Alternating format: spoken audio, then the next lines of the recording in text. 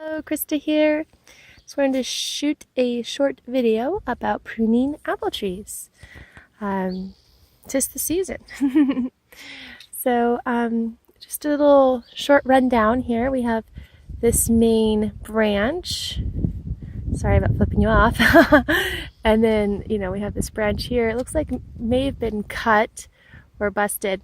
And off of those branch, we have a node. It's hard to see because these apples are so big, but they're on like one node. And typically apples will grow 6 blossoms, 1 in the middle and 5 in a circle around it.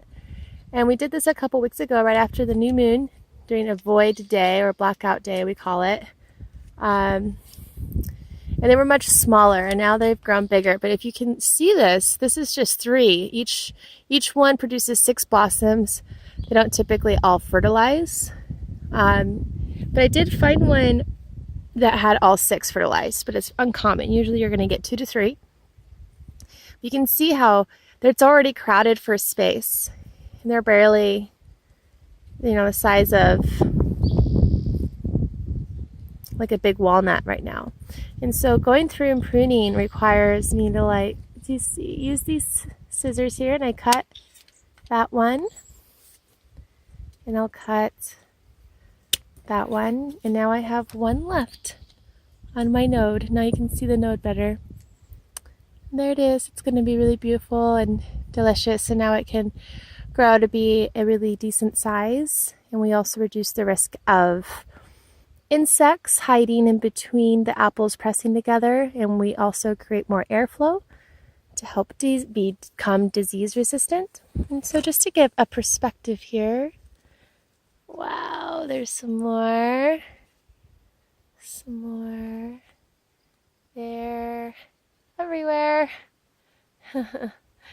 This whole tree. Wow, this is a great shot. So Rudolf Steiner said that pruning fruit trees or doing orchard work is like gardening in the sky. And we can see what he meant by that. So I'm just going to give you some instruction and pass on what I've been learning about pruning apple trees. We also did this with our pear trees. And as you can see, there's just so much here. There's so many apples on this one tree. And there's, I don't even know, probably 20 or 30 trees in this one orchard. And so by doing this is what I love about gardening and farming and going to the source, is getting a perspective. Like the next time I eat an apple, I'm gonna probably slow down and really savor it, because not only did someone go through and prune all these trees, but it was also fertilized by a bee, and the evolution of the seed itself. I mean, so much goes into this one apple, and a lot of our food, almost all of our food. And so it's just really awesome to gain that perspective. So if you are really knowledgeable about pruning fruit trees, feel free to leave some advice for us in the comments. And otherwise, I'll see you around.